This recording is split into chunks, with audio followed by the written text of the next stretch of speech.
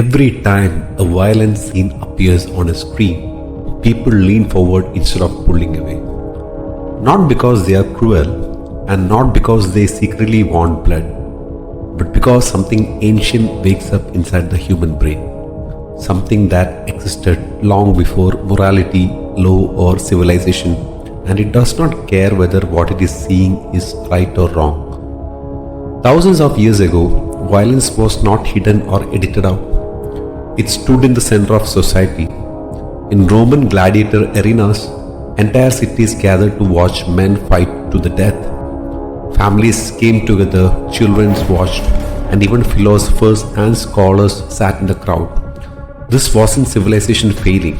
This was civilization expressing itself openly. So the real question isn't why people were so brutal back then. The real question is why we still watch violence today.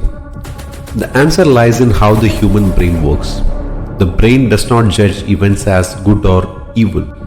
It evaluates them in terms of threat, power, dominance, and survival.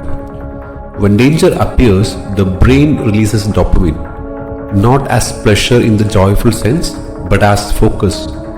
Time feels slower, attentions become sharper, and everything unnecessary fades away. The response once helped our ancestors stay alive, and today it keeps our eyes glued to the screen. When someone watches a crime movie or a violent scene, the body reacts as if something important is happening. The heart rate increases, the muscles tense, and the awareness sharpens. But at the same time, another signal is present in the background, quietly reassuring the nervous system that this danger is not real and the viewer is safe. The combination of fear and safety creates stimulation. It is why thrillers work, why crime documentaries are binge-watched, and why calm stories often struggle to hold attention. The real violence in life is chaotic, unfair, and most of the time meaningless. It happens without warning and often without valid reasons. Movies and stories do something very different. They give violence a structure. They provide a motive, a sequence of events, a clear narrative, and eventually some form of a resolution. The brain finds comfort in this structure because it feels like understanding the crime.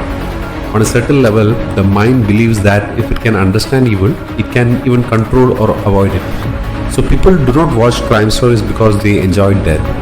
They watch them because they are trying to make sense of the chaos and to give reassurance to themselves that they are out of this chaos and safe.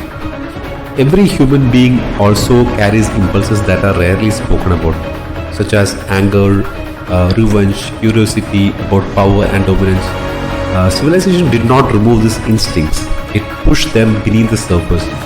Crime movies and violent stories allow people to look at these impulses without acting on them. By observing darkness around than becoming it, the mind reinforces a sense of identity and moral choice. It quietly says, "This exists, but I am not in it." For a very small number of people, however, violence does something more extreme. In moments of control over another human being, their inner noise disappears. Thoughts stop racing, emotions go quiet, and the sense of power replaces an underlying emptiness. What they experience is not pleasure, but relief, a disturbing clarity in an otherwise chaotic inner world. This is not strength or confidence, it's a psychological failure where dominance temporarily replaces sense of logic or peace. The gladiator arenas eventually disappeared, but the idea or excitement that those arenas provided never left from humans. It simply changed form. The sand becomes screen, the blood become pixels, crowd become algorithms. Humans still gather to watch, still feel the same biological reaction, and still call it entertainment. The instincts are the same, only the settings has evolved. Violence is not an alien impulse that belongs to a few broken individuals or psychopaths only. It is a primitive part of human nature that civilization learned to manage rather than eliminate. Most people learn to channel it into competition, ambition, sport, or kind of creations or content, in any kind of that kind of formats. And there was a government structure and law put in place for people who is unable to channelize it and involve it in crime. When that structure fails, history shows us what happens next. Civilization did not erase humanity's darker instincts. It only taught us where they are allowed to appear. If you're allowing the content, please do like, share, and subscribe, and I will come along with more exciting content next time.